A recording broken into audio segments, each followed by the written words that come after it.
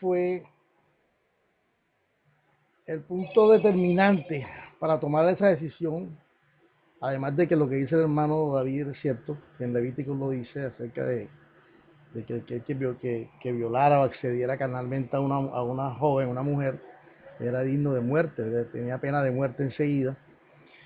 Pienso que cuando miramos lo que sucedió, lo que hizo ese príncipe Siquén con esa niña en ese momento, eh, diría yo que está basado en la palabra esta hebrea tame, que es el Strong H2930, que dice que esa joven fue moralmente contaminada. O sea, en el momento de la seducción que él le está haciendo a ella, y que ella se deja seducir también, él la engaña con palabras sutiles y le habla de otras cosas y le hace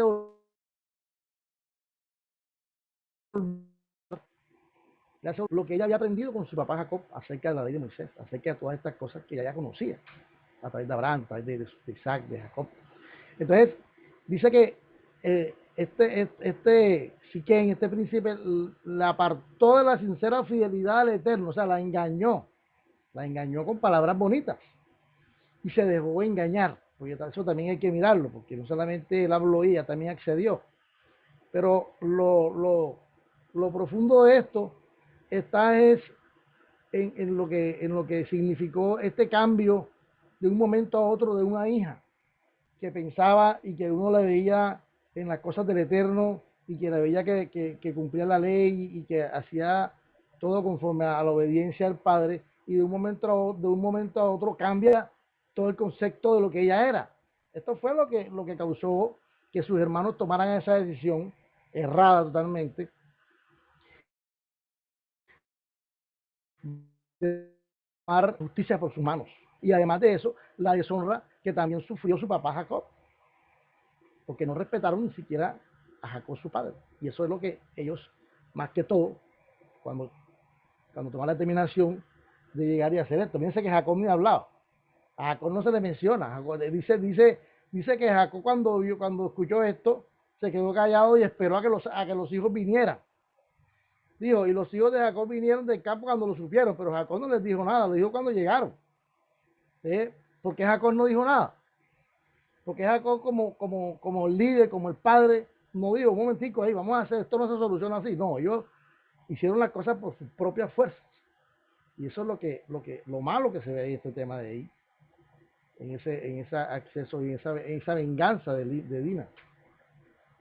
Entonces, ya le mostré Siquén, la antigua Siquén, que ahí levantó un campamento en Panadarrán, compró un terreno allí y era una de las ciudades de refugio en el desierto de Sinaí, ¿se acuerdan? Cuando Moshe, había unas ciudades de refugio, una era Siquén, era una de estas ciudades.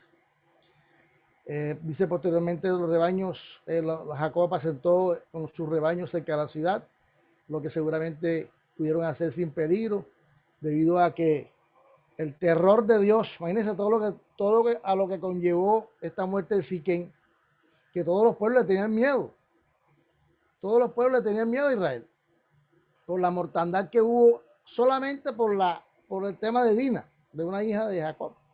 Entonces, la gente que estaba, los pueblos que estaban alrededor, sintieron miedo y sintieron temor.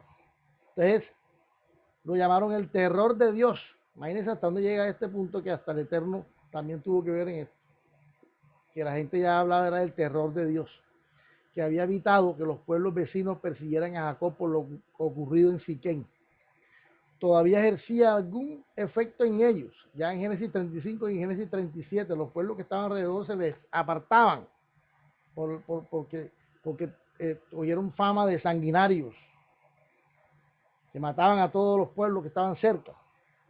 Entonces, cuando los descendientes de Jacob, los israelitas, entraron en la tierra prometida, después de su estancia de más de 2 siglos en Egipto, enterraron los huesos de José en Siquén, en la porción del campo que Jacob había adquirido de los hijos de Hamor. Ahí fue donde también enterraron a José, y a la esposa también enterraron allá, todos lo enterraron ahí. Bueno, después dice traslado de Saúl a Edom, detalles cronológicos e históricos de Esaú. Otra elección algo sorprendente que hizo Esaú fue trasladarse de Canaán a la zona del monte Seir, al sur y ligeramente al este del Mar Muerto. Más tarde, esto se convirtió en el corazón de la nación de Edom, que recibió el nombre de Esaú por su apodo Edom, que significaba rojo. La verdad que era rojizo, era velludo rojizo. Eso estaba en Génesis 25, 25, 30. Está claro que ya vivía allí, ya Esaú vivía allí cuando Jacob regresó de Canaán en el año 1909 a.C. Imagínense. Porque acuérdense que cuando se fue Jacob para donde Labán, quedaron, él regresó a los 20 años. Como decía Ro esta mañana, Esaú se quedó allí disfrutando de las riquezas de su papá. En ese momento, él tenía toda la disposición de todas las tierras, porque ya Jacob estaba viejo, tenía 97 años, algo así. Y ya el único que estaba ahí, que seguía al mando, era Esaú, y Esaú se quedó manejando todos los bienes de su padre, ¿cierto? Y esos 20 años, 20 años, bastante tiempo. Entonces dijo que cuando, está claro que ya vivía allí cuando Jacob regresó de Canaán en el año 1909, antes de Cristo, como podemos ver en Génesis 32:3. También está claro que Jacob también sabía que Saúl estaba viviendo ahí, ya que le envió un mensaje allí. O sea, Jacob le envió un mensaje antes de salir de Harán a su hermano diciéndole que se quería encontrar con él y que quería hacer las paces. Pero él no lo hizo estando ahí acá donde el papá, no, lo hizo cuando venía de Harán, cuando venía acá de Siquén, que llegó a Harán a Siquén. Él envía el mensaje lejos por si alguna cosa. De pronto el hermano dice, estás por aquí mismo, ven, estoy aquí mismo. Entonces, no, él esperó un rato y esperó el tiempo prudente para poder mandarle un mensaje a su hermano. Entonces dice la historia de Génesis 27 de cuando Jacob engañó a Isaac para recibir la bendición de Saúl en el año 1929 a.C. fue. Da la impresión de que Saúl todavía vivía con sus padres o cerca de ellos, a pesar de que ya tenía su propia familia. Él se quedó establecido ahí 20 años. Así que debe haber hecho el movimiento en algún momento en los próximos 20 años, como dice Génesis 36:2. Sugiere, el movimiento que hizo Saúl sugiere que lo hizo después de casarse con su tercera esposa, Malahat, hija de Ismael. Imagínense todo lo que sucedió, donde Saúl se casa con puras mujeres cananeas. Y estaba establecido en la misma tierra de su papá, Jacob. Entonces, imagínense cómo podían estar viviendo, Isaac, cómo podían estar ahí viviendo Esaú con su papá y con todas esas mujeres que tenía cananeas cuando él había mandado a Jacob a otro lado a buscar mujeres, esposas para él de su propia tierra. Entonces, yo pienso que no era nada cómodo para Isaac tener a Esaú allí con todas estas mujeres, ¿cierto? Por eso cuando viene Jacob de donde Labán, después de los 20 años, estaba allí, estaba Esaú con su tercera esposa Malahat, hija de Ismael. Pero esto probablemente ocurrió poco después de que Jacob partiera para Harán en el año 1929. Pero cuando Jacob salió para Harán, no tenía nada, no tenía ganado, porque cuando Jacob se fue hacia donde Labán, él se fue sin nada en las manos. Es más que por eso fue que duró 20 años, porque acuérdese que él pagó 7 años con 7 años con cada una de las hijas de Labán, y los 6 años siguientes los pagó para el ganado que él se iba a devolver. Entonces él se fue sin un peso. Quiere decir esto que todas las propiedades, que todo el ganado, que todas las riquezas las dejó de su papá, Isaac. Y de esto disfrutó totalmente Esaú. Eso no hay duda ni hay forma de contradecirlo. Entonces dice que está claro que Saúl se trasladó antes de que Jacob regresara de Harán con su gran riqueza en ganado, pues las posesiones de Isaac ya le pertenecían a Jacob como heredero. Ya él sabía que el hermano venía y digo, bueno, me toca irme de aquí o trasladarme más abajo, no sé, porque ya viene Isaac y él va a solicitar la herencia que tiene él, ¿cierto? La herencia que él mismo le había entregado por la primogenitura, porque esa herencia le tocaba, era el mayor, y ese caso era Esaú. Pero a raíz de lo que pasó, pues la primogenitura y todo lo que le tocaba, la segunda porción que le tocaba al primogénito, pues la recibió fue Jacob. Entonces dice, Saúl buscó un hogar en Seir, porque sabía que Jacob, como heredero, entraría en las posesiones familiares. También está claro que Isaac se movió de allí en los años que Jacob estuvo en Harán, desde Beersheba, donde vivió antes del año 1966 a.C., hasta algún momento después del año 1929 a.C., a Hebrón, donde Jacob se reunió con él alrededor del año 1900. Sin embargo, no hay forma de saber quién se movió primero o si sucedió al mismo tiempo, en el caso de los dos hermanos o en el caso de Isaac cuando se movió también para estar cerca de Egipto donde José. Entonces, son fechas que se conocen aproximadas con base a los nacimientos de los hijos y con base a las muertes de cada uno de ellos. Se pueden identificar más o menos los años. Ya, entonces son fechas importantes y que determinan muchas partes cronológicas en la palabra. Aquí está Petra. Esta es la foto que tengo acá atrás, que tengo ahí en el fondo. Petra, camino de Edom. Petra está en la mitad, está al sur del mar Muerto, hasta abajo, en el sur. Y es un lugar muy interesante y un lugar importante. Aún en el libro de Isaías 63, uno lo menciona, lo vamos a leer ahora, porque es realmente algo, interesante por lo que va a pasar con esta tierra de Petra, con este lugar, con esta ciudad, que era una ciudad de mucho comercio en ese tiempo. Dice, Petra se encuentra a mitad de camino entre el Golfo de Arabá y el Mar Muerto, a una altitud de 800 a 1396 metros sobre el nivel del mar, en un valle de la región montañosa de Edom. Todo esto hacía parte de Edom, de Esaú, Edom, todo esto hacía parte. Lugar de donde venía Esaú, al este del valle del Arabá. Hoy Petra está alrededor de 200 kilómetros al sureste de la capital jordana, Amán, aproximadamente a 3 horas en automóvil. La situación de Petra, construida en gran parte en la misma roca, es una construcción hecha en la misma roca, como si de una escultura se tratase. O sea, la tallaron de tal forma de que está hecha los, los, todo lo que ustedes ven aquí, todas estas figuras talladas, las tallaron en la misma roca. O sea, no fue nada pegado, todo lo hicieron en la misma roca. Dice, está por eso mismo embutida entre rocas abruptas y empinadas, entre los pasadizos o pequeños cañones excavados por la erosión del agua a través de miles de años. Dispone de un suministro seguro de agua, lo que hace que sea un lugar propicio para el desarrollo de una próspera ciudad.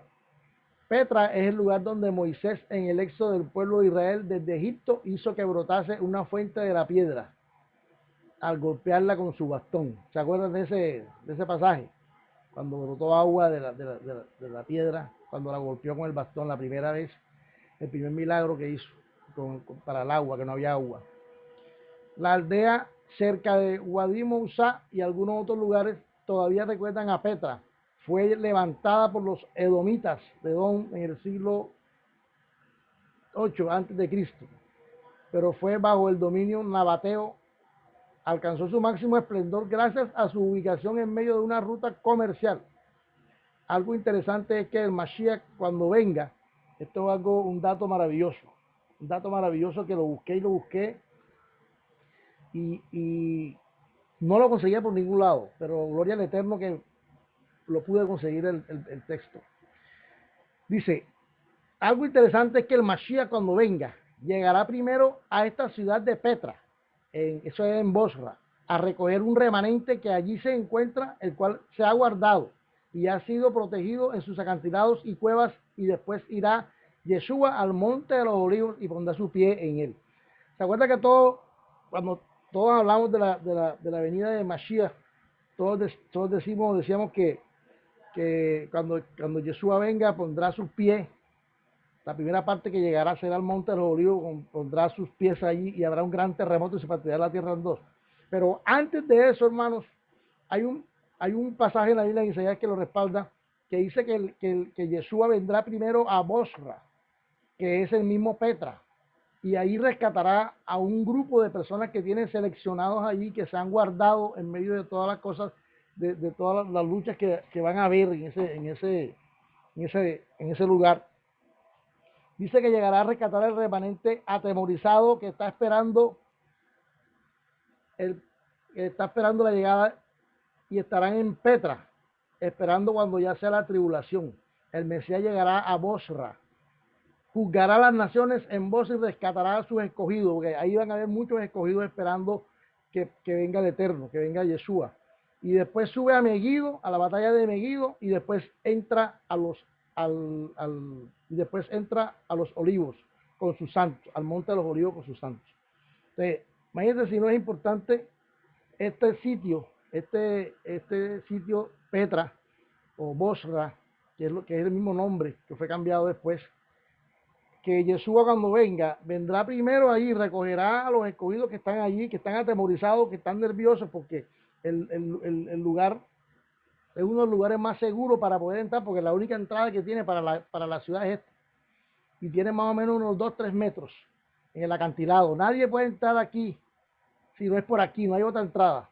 Allí van a estar unas personas, un remanente atemorizado de lo que son perseguidos de las naciones, cuando quieran y vengan a destruir a Israel. Ahí va a estar un grupo de personas escogidas, atemorizadas y guardadas en ese lugar. Y Yeshua vendrá primero a ese lugar, rescatará a sus escogidos y después se irá a la batalla de Megiddo con Gog y Magog, y después pisará el monte de los olivos. Aleluya, gloria al Eterno. Vamos a leer un momentico ese versículo. Este está en Isaías 63, 1:6. Isaías 63, 1:6 dice: el día de la venganza de Yahweh. ¿Quién es este que viene de Edom, de Bosra, con vestidos rojos? Este, hermoso en su vestido, que marcha en la grandeza de su poder. Dice: yo, el que hablo en justicia, grande para salvar. Porque es rojo tu vestido y tu ropa como del que ha pisado en lagar. He pisado yo solo el lagar, y de los pueblos nadie había conmigo. Los pisé con mi ira y los hollé en mi furor, y su sangre salpicó mis vestidos y manché toda mi ropa, porque el día de la venganza está en mi corazón y el año de mis redimidos ha llegado. Miré y no había quien ayudara, me maravillé que no hubiera quien sustentase, y me salvó mi brazo y me sostuvo mi ira. Y con mi ira hollé los pueblos y los embriagué en mi furor y derramé en tierra su sangre. Ese es el texto de Isaías 63, 1:6, donde habla el día de la venganza de Yahweh. Dice: ¿quién es este que viene de Edom? ¿Quién es este que viene de Bosra? Cuando llegue, hará su parada en Bosra, en Edom, en Petra. Maravilloso esto, hermano, Baruch Hashem. El tema de Rubén y Jacob. Este es otro tema interesante que tampoco es muy sonado y tampoco es muy mencionado, porque es un tema, me imagino, en ese momento de escándalo, de vergüenza, porque también vemos un tema de Levíticos en cuanto a la desnudez de su padre, porque en realidad pasa esto. Esto fue lo que pasó con Noé, con Noah, con su hijo que lo vio desnudo. Esto fue lo que pasó con Lot, con sus hijas cuando abusaron de él. También vieron su desnudez. O sea, ese es un tema que ha pasado de generación en generación y que siempre vemos que se cumple. Y en el tema de Jacob, como los grandes patriarcas y padres de la Torá, de la Biblia, del pueblo de Israel, también pasó. Dice en Génesis 35:22, aconteció que cuando moraba Israel en aquella tierra, fue Rubén y durmió con Bilha, la concubina de su papá, de su padre, lo cual llegó a saber Israel, o sea, Jacob. Ahora bien, los hijos de Israel fueron 12. Los hijos de Lea, Rubén, el primogénito de Jacob, Simeón, Leví, Judá, Isaacar y Zabulón. Los hijos de Raquel, José y Benjamín. Los hijos de Bilha, sierva de Raquel, Dan y Neftalí. Y los hijos de Silpah, sierva de Lea, Gad y Aser. Estos fueron los hijos de Jacob que le nacieron en Padán Aram. Surgen varias preguntas de por qué Rubén se acostó con la concubina de su papá. Esta es una pregunta que todo el mundo sabe. ¿Por qué Rubén, el primogénito de Jacob, por qué se acostó con la concubina de su papá? Además, nadie dijo nada, incluyendo a él mismo, Jacob y sus demás hijos. Parece que fue un tema hermético, un tema que manejaron ellos internamente, un tema familiar, porque nadie hizo nada. O sea, al parecer nadie hizo nada.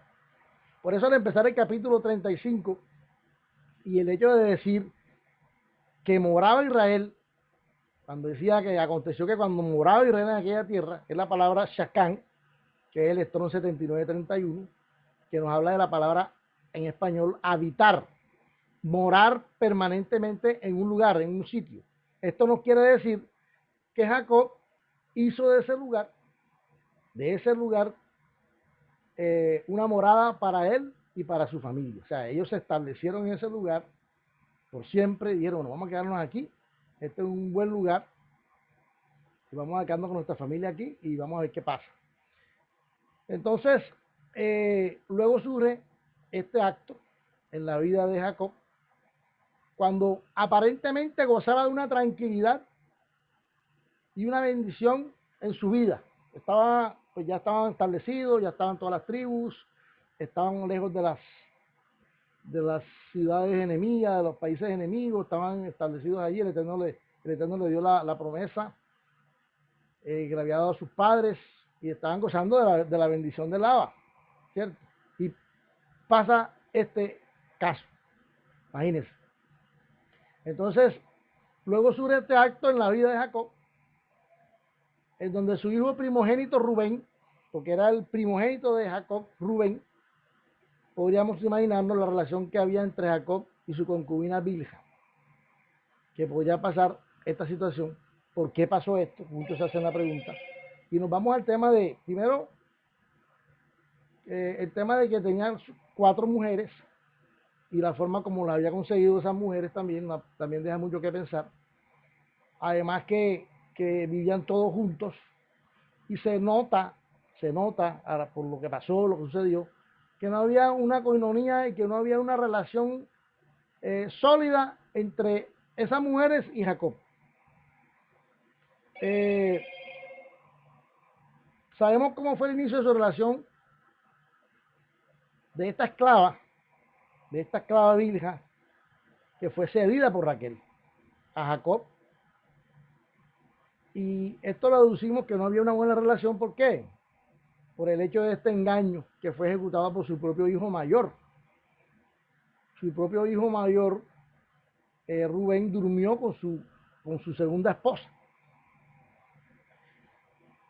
Por eso el hecho de que esto haya sido efectivamente una decisión personal de ambos, porque podemos hablar que la culpabilidad no es de uno solo, la culpa la tienen ambos, porque era un acto grave, pues no solamente era el hecho de que él se haya acostado con su madrastra, sino el hecho de que el acto que él hizo ciertamente era descubrir la desnudez de su padre, porque eso es lo que conllevaba a que esa persona pudiera se pudieran cumplir los mandamientos de Levítico,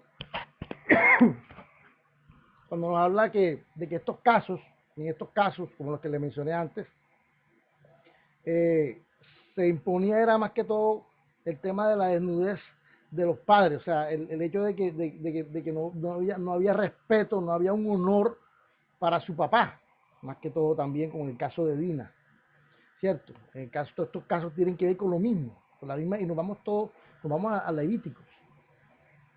Entonces, a raíz de todo lo que pasó con su hijo Rubén, vemos que hay indudablemente, vemos un leve susurro de Hasatán, un leve susurro de ese opositor que siempre tiende a oponerse y a meterse en lo que no realmente no le han llamado. Y el hecho de dejarse también influenciar por muchas cosas. Entonces, esto lo podemos ver reflejado también en una situación muy parecida más adelante en 2 Samuel 16, que es interesante, hermanos, en la vida de David, porque pasó lo mismo. Entonces, eh, el hecho de que haya sucedido con Rubén esto, nos hace pensar el hecho de que Jacob tenía un hijo predilecto que era José. Muchos decían que José era un predilecto de Jacob. Pero cuando sucede esto, más adelante lo vamos a mirar, ocurre algo que cambia la perspectiva de lo que es la primogenitura también en el caso de Rubén. O sea, también cambia, así como cambió cuando cambió él la primogenitura con su hermano Saúl, a través del engaño que hizo. También vamos a ver otro cambio y también pasó lo mismo en su vida con sus hijos. En 2 Samuel 16:20 es un caso que podemos ver allí, dice ¿se acuerdan que David tenía un hijo Absalón que también quería ser rey de Israel y estaba buscando confabularse con otros sacerdotes y con mucha gente del pueblo para ir en contra de su padre y quitar el trono, y todas estas cosas pasaron? Y David se dio cuenta. Entonces, mira, dice, Agitofel le respondió a Absalón: entra y acuéstate con las concubinas de tu padre, las que él dejó para cuidar el palacio. Todo Israel oirá que deshonraste a tu padre. ¿Están viendo la palabra que le dije? Deshonraste a tu padre. Y esto fortalecerá la posición de todos aquellos que están de tu lado. Así que aquellos pusieron una tienda en la azotea del palacio, y Absalón entró y se acostó con las concubinas de su padre a los ojos de todo Israel. Esto pasó igual con Rubén y con Bilha. Se acostó con la concubina de su padre, y esto mucho más adelante pasó esto. Dice, este es un caso que nos puede recordar cuál era el pensamiento del pueblo en esos tiempos bíblicos. Aquí esto fue mucho tiempo después, porque según Samuel fue mucho tiempo después, pero nos damos cuenta a través de los actos que todo se relaciona en la Torá. Por eso cuando un rey moría, este rey siguiente al que sucedía, tendría que hacerse cargo de todo lo que tenía ese rey. Y esto también incluía a las mujeres y a las concubinas. Tenía que también que hacerse caso. Y así pasó con Rubén, el hijo mayor de Jacob. Entonces, el hecho de que él hubiera hecho esto con su madrata, con Bilha, lo hizo pensando en su primogenitura. Él asumió, él asumió que él podría asegurar la descendencia usurpando y profanando la cama de su padre, y esto es lo que hace, violando además la ley en Levítico. Vamos a leer Primera de Crónicas 5:1 y vamos a entender un poquito acerca de lo que estamos leyendo aquí. Primera Crónicas 5:1. Primera Crónicas 5:1. Dice, los hijos de Rubén, primogénito de Israel, porque él era el primogénito, mas como violó el lecho de su padre, sus derechos de primogenitura fueron dados a los hijos de ¿quién? A los hijos de José, hijo de Israel, y no fue contado por primogénito. Ahí está, en el capítulo 5 de Primera de Crónicas, le fue quitado totalmente la primogenitura que le correspondía por ser el hijo mayor de Jacob. Pasa el segundo en la lista, que era José. Entonces dice, él pensando en su primogenitura, él asumió que él podía asegurar la descendencia. ¿Cómo? Usurpando y profanando la cama de su padre. Y esto es lo que hace, violando además la ley en Levítico. Y vamos a entender mucho más de este tema. Y ahora sí podemos nosotros darnos cuenta, y muchos pensamos que Jacob tenía de pronto preferitismo en José. Él prefería o tenía a José como su hijo amado. ¿Cierto? Muchos decían, y eso fue lo que causó discordia entre ellos cuando vendieron a José. Esto era lo que ellos no soportaban, que Jacob tenía una preferencia por ese hijo, porque él sabía que la primogenitura de Rubén había sido cedida a José por el acto que él tuvo con su esposa. Y eso es lo que la gente no sabe. Eso es lo que la gente no entiende porque no han ido más allá del concepto de lo que la Torah nos muestra en todo el recorrido que podemos hacer en las parashá. Por eso es que las parashá son interesantes, son importantes porque nos lleva más allá de lo que dice el pensamiento hebreo. Entonces, mire esto. Podemos entender algo que estoy seguro que nunca lo habíamos entendido de esta forma. Y muchos pensábamos que Jacob no tenía preferitismo en José, no solo por ser el hijo desaparecido, el cual le había dolido hasta lo más profundo, sino por el hecho de que José tenía la primogenitura entregada por Rubén a raíz de su pecado con su papá. Ya vamos entendiendo muchas cosas que no entendíamos. Y es porque el sueño de José, donde era el principal y tenía las estrellas a su lado, y todas estas cosas que ellos le decían y se reían de él. Y por eso fue que causaba envidia, causaba en ellos, y por eso fue que me lo vendieron, ¿cierto? Y viene todo, todo el relato maravilloso de José en Egipto y todas estas cosas. Entonces, en Génesis 36, vamos a mirar el tema de Saúl, la descendencia de Saúl, para poder entender la relación que tienen con todas sus mujeres y antes de las hijas que tomó de Canaán y de las hijas de la familia también de Ismael. Dice, Esaú tomó sus mujeres de las hijas de Canaán, totalmente lo contrario a lo que su papá le dijo. Tomó a Ada, hija de Elón, el Eteo, a Olivama, hija de Ana, Ebeo, tomó a Basemat, hija de Ismael. Estos son los hijos de Esaú en la tierra de Canaán. Esaú era el hijo mayor del patriarca Isaac y Rebeca. Era, por tanto, hermano de Jacob, antepasado legendario de los israelitas. Cuenta la Biblia que Rebeca no podía tener hijos. Entonces Isaac oró a Dios por su esposa y este permitió que quedase encinta de mellizos. Y los hijos se combatían dentro de ella y dijo, siendo así, ¿para qué vivir? Y fue a consultar a Hashem en Génesis 25-23 y Dios le dijo, 2 pueblos hay en tu vientre, 2 naciones que se dividirán, la una oprimirá a la otra y el mayor servirá al menor. En Génesis 25-25 y aquí vemos la genealogía y el por qué pasó lo que pasó después. Entonces mire, aquí vemos a Ada, a Olivama y a Basemat y vemos también a Judí, hija de Beri el Eteo.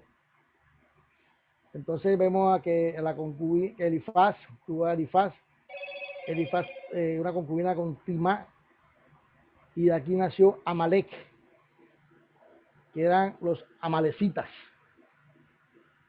Amalek era un pueblo enemigo de Israel completamente, siempre. Tenía un odio permanente por el pueblo de Israel y dice que hasta estos tiempos también son la misma línea. Dice que Elifaz tuvo a Temán, a Omar, a Cefo, a Gatán, a Cenaz. Con Olivama tuvo a Jalán, Jeus y la tribu de Coré. ¿Se acuerdan de Coré? Lo tuvo con Olivama. Y con Basemar, la hija de Ismael, tuvo a Reuel, Nahat, Será, Sama y Misá. Esto fue en la genealogía de Esaú en Edom. Esaú, Edom. ¿Okay? Es tiempo de regocijarse, hermanos. Dice, la Biblia es la proclamación de la promesa de Abraham, de que su descendencia bendeciría a todas las naciones y llevaría la revelación del Creador de los cielos y de la tierra a todo el mundo. Y que cualquier persona en el mundo que quiera ser parte de esta revelación es invitada y es bienvenida. Por último, en la Nueva Jerusalén no va a haber ninguna puerta, que diga catolicismo romano, luteranos, mormones, testigos de Jehová, adventistas, etcétera, etcétera, no va a existir, porque no la hay. No existe tal cosa. Solo habrá 12 puertas con los nombres de quienes, de las 12 tribus de Israel, hermano. Esto es lo que nos dice la Nueva Jerusalén en la palabra del Eterno, y son las puertas, las 12 puertas que determinan la entrada, y son las 12 tribus de Israel. Eso hay que tenerlo claro y hay que saber en quién estamos creyendo. ¿Ok? O sea, que este es el momento de dejar de formar denominaciones, que significa pequeña nación, y debemos salir de los ismos, cristianismo, mormonismo, todas estas cosas, y construir el tabernáculo caído de David. Todos venimos de un contexto diferente. Todos venimos del catolicismo, del protestantismo, de muchas denominaciones, de las 44.000 denominaciones que hay en el mundo. Venimos de alguna de ellas, de alguna línea que viene con el catolicismo romano. Por eso hoy no te estoy llamando a que formemos una nueva denominación. Estoy invitando a lo que los apóstoles entendieron en Hechos capítulo 15, cuando vieron que multitud de gentiles es igual a naciones, estaban viniendo a la fe en el Mashiach, en el Mesías. Ellos interpretaron a los gentiles viniendo como el cumplimiento de la profecía de Amós, de que Dios levantaría el tabernáculo caído de David. El tabernáculo caído de David, ¿qué son? Son las 12 tribus de Israel juntas, que estaban dispersas, y que han de venir a ser parte otra vez de la nación de Israel. Todos seremos reunidos en un solo palo, la tribu de Judá y la tribu de Benjamín, la tribu de José, y en un palo en la mano del Eterno, y seremos un solo pueblo, y él será un solo Dios. Te estoy invitando a volver a la fe de Abraham, a la fe de Isaac y de Jacob, a volver al pacto y a identificarte con el pueblo de Israel y con su tierra, mi hermano. Debemos entender que el único que es capaz de remover la piedra para dar de beber agua a las ovejas es Jacob, es Israel, porque a Israel se le dio la escritura, la revelación del Padre, y se cumplirá así la profecía de Zacarías 8:23, que nos dice: así ha dicho Yahweh de los ejércitos, en aquellos días acontecerá que 10 hombres de las naciones de toda lengua tomarán del manto a un judío, diciendo: iremos con vosotros, porque hemos oído que Dios está con ustedes. Por eso debemos pensar más en lo interior que en lo exterior. Shalom, shalom a todos. Shalom a todos, mis hermanos. Muchas gracias. Shalom. Bendiciones. Shalom, hermanito. Shalom, shalom.